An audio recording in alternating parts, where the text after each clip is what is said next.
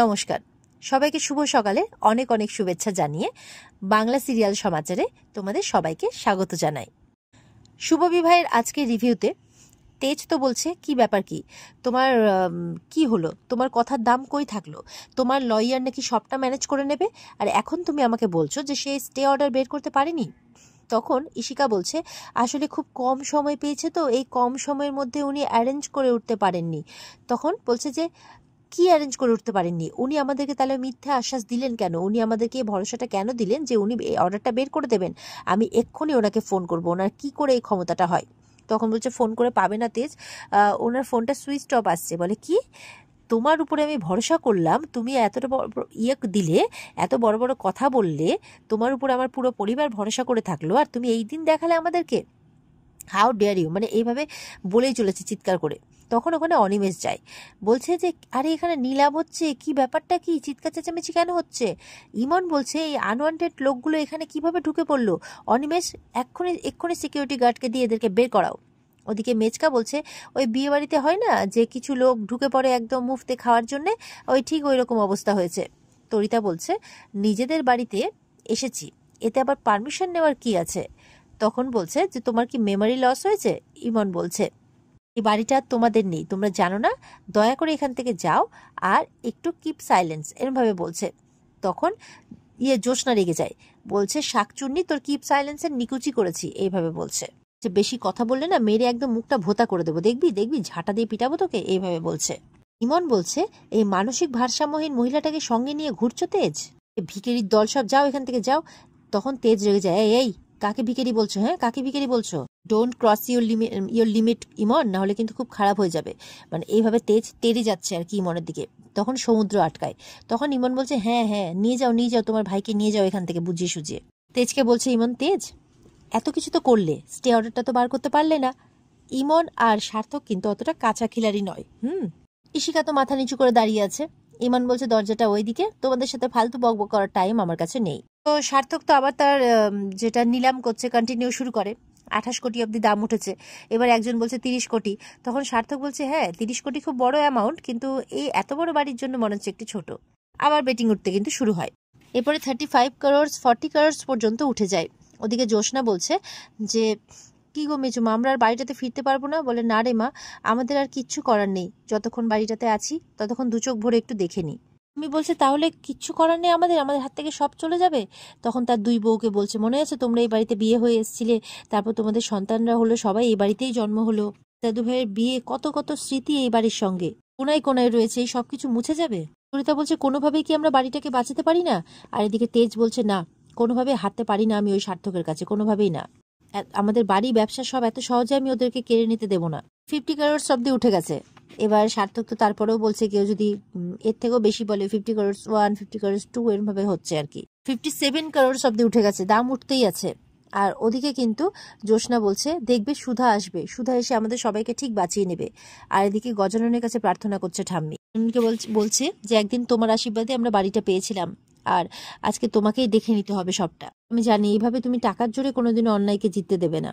ওদিকে সুধা আর ঝিনুক কিন্তু বসু মল্লিক বাড়ির বাইরে পৌঁছে গেছে। সুধার হাতে আছে একটা ফাইল।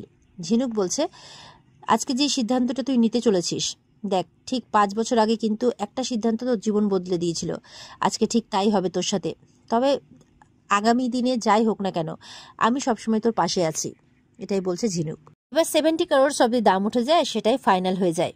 আর ওনার হাতে এবার মানে ইমনরা চাবিটা তুলে দেবে যে এই বাড়িটা আজকে থেকে আপনার, আর আমি এই চাবিটা আপনাকে তুলে দিতে চাই। ইমনরা তো আনন্দে লাফাচ্ছে, 70 করোড় অব্দি দাম উঠে গেছে, ও ভাগটা তো বেশ ভালোই জমবে দেখছি, মানে খুব আনন্দ সার্থক ইমন দুজনেরই। ওদিকে চাবিটা দেওয়ার জন্য হাত বাড়িয়ে রেখেছে, আর মিস্টার আগরওয়াল যিনি কিনে নিলেন তা সে নিতে আসছে। আর ওদিকে তরিতা বলছে দেখলে তো দিদিভাই আর আসলো না, তার মানে দিদিভাই আমাদের মধ্যে সত্যিই নেই। ঠাম্মি বলছে আমার সব শেষ হয়ে গেল, আমি আর এই বাড়িটা ফিরে পাবো না তরিতা, আমার সব শেষ হয়ে গেল। মনে মনে বলছে ঠাম্মি কিছু করতে পারলাম না। সার্থক গেছে তেজদের সামনে, বলছে যে এই বসু মল্লিক পরিবারের মুখে চোখে আমি একটা অদ্ভুত পরাজয়ের ছাপ দেখতে পাচ্ছি। এই সার্থক চ্যাটার্জি একদম জার্সে বসু মল্লিক পরিবারকে শেষ করে দিয়েছে। স্ট্রেঞ্জলি এইবার তোকে আর কেউ বাঁচাতে আসলো না তেজ, কোথাও নয়, এই বলে খুব হাসছে আর আবার নিজের জায়গায় ফেরত গেছে। মন বলছে এই হলো বসু মল্লিক বাড়ির চাবি, যেটা এতদিন পর্যন্ত কাননবালা দেবীর শাড়ির আঁচলে ঝুলতো, এবার থেকে এটা আপনার হাতের মুঠোয়। এই বলে সেই চাবিটা দিতে গেছে ওনাকে, মিস্টার আগরওয়ালকে। মিস্টার আগরওয়াল নিতে যাবে কি সুধা এসে সেই চাবিটা নিয়ে নেয়, আর সার্থক আর ইমন জাস্ট চমকে ওঠে। সুমল্লিক পরিবারে তো সবাই হাসছে, ইশিকা মাথা নত করে আছে, মুখ চুপ। সুধা এসে চাবিটা কাড়িয়ে নেওয়াতে ইমন আর সার্থক তো খুব অবাক। সার্থক বলছে সুধা? অনিমেষ বলছে না না, ও সুধা নয়, ও রুক্মিণী। তখন মেচকা বলছে হ্যাঁ, ও হালকা রুক্মিণী, ও অনেক বড় মানে একটা ইভেন্ট প্ল্যানার, আর অনেক বড় কোম্পানি আছে ওদের মুম্বাইয়ে। ওই প্রীতম বাবু ওনার বন্ধু। সার্থক বলছে কিন্তু দেখতে তো হুবহু সুধার মতো। বলছে এই চাবিটা তো নেওয়া যাবে না ইমন, এই চাবিটার আপনারা ভাবছেন আপনারা মালিক, না আপনারা মালিক নন। এই চাবির মালিক হচ্ছে তেজ বসু মল্লিকের সন্তান, বসু মল্লিকদের উত্তরাধিকারীর। ওনার সার্থক তো অবাক।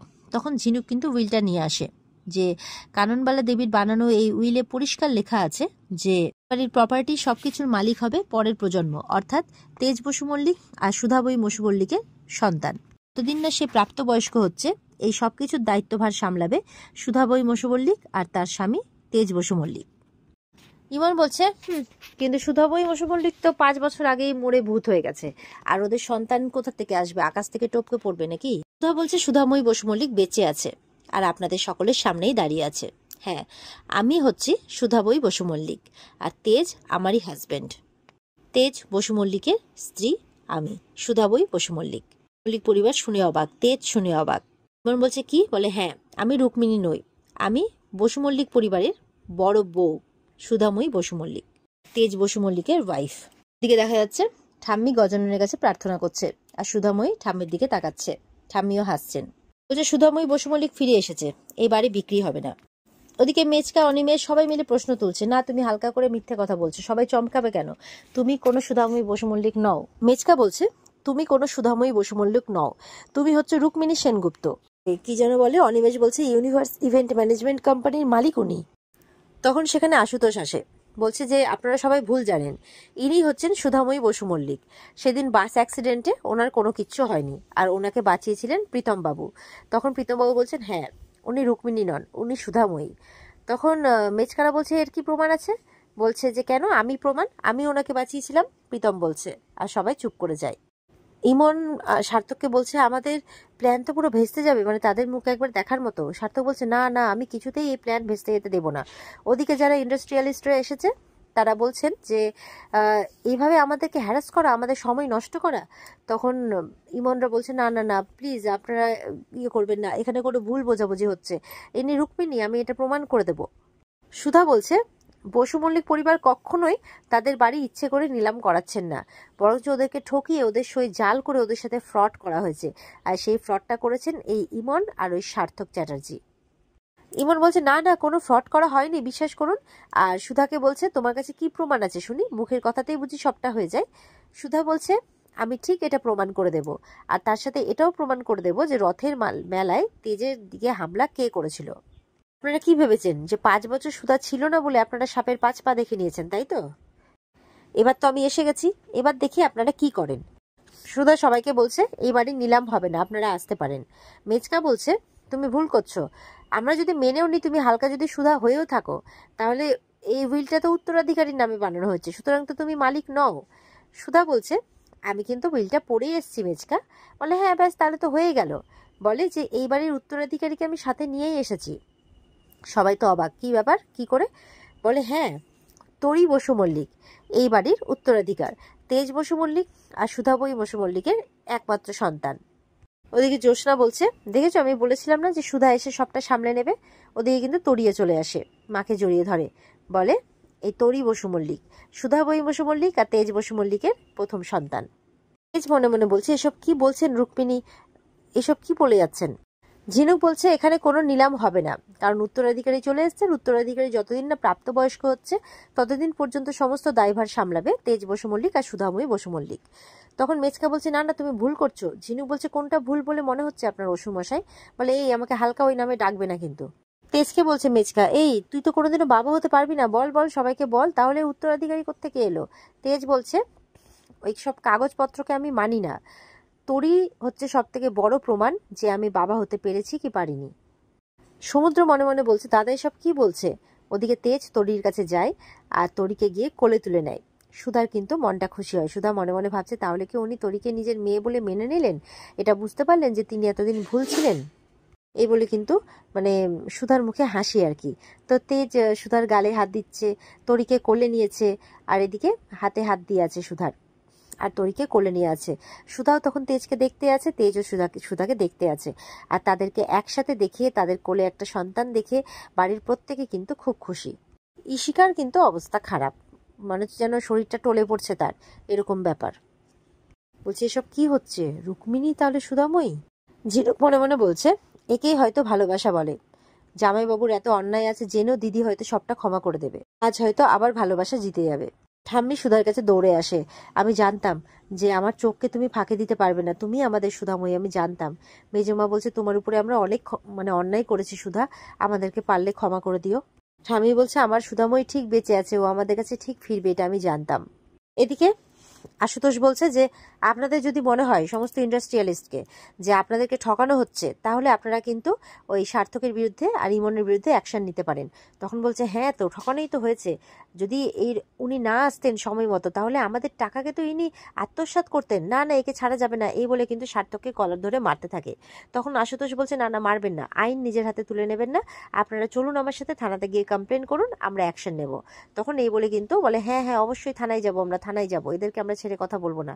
আর ইমন তো বলেই যাচ্ছে ছেড়ে দিন ছেড়ে দিন, ওনাকে ছেড়ে দিন, ওনার কোনো দোষ নেই। আর ওরা কিন্তু সবাই মিলে থানাতে চলে যায়। ইমনও পেছন পেছন যাচ্ছে আটকানোর জন্য, সার্থক দাঁড়িয়ে থাকে। এদিকে সার্থক যখন ওখান থেকে যাচ্ছে তখন সুধাময়ী সার্থকের কলার ধরে নেয় আর বলছে সার্থক চ্যাটার্জি ওরফে অনিকেত বসু মল্লিক, এবার নিশ্চয়ই আপনি সবটা বুঝে গেছেন, এবার আশা করি আপনি আপনার সব প্রশ্নের উত্তর পেয়ে গেছেন। আর এই সুধাময়ী খুব ভালো করে জানে তার পরিবারকে কিভাবে রক্ষা করতে হয়, আশা করি এটা খুব ভালো করে আপনি বুঝে গেছেন। এই বলে ধাক্কা দিয়ে দেয় সার্থককে। তেজ তাকিয়ে থাকে সুধার দিকে। এখানে আজকের পর্ব শেষ হয়ে যায়। তো বন্ধুরা, এই ছিল আজকের পর্বের রিভিউ। ভালো লেগে থাকলে অবশ্যই কমেন্ট করে জানাবে, আর আমাদের সাথে জুড়তে চ্যানেলকে সাবস্ক্রাইব অবশ্যই করবে, আর পর্বের বিস্তারিত দেখতে স্টার জলসার পর্দায় চোখ রাখবে। দেখা হচ্ছে আগামীকালকে। তোমরা সবাই ভালো থাকবে। টাটা।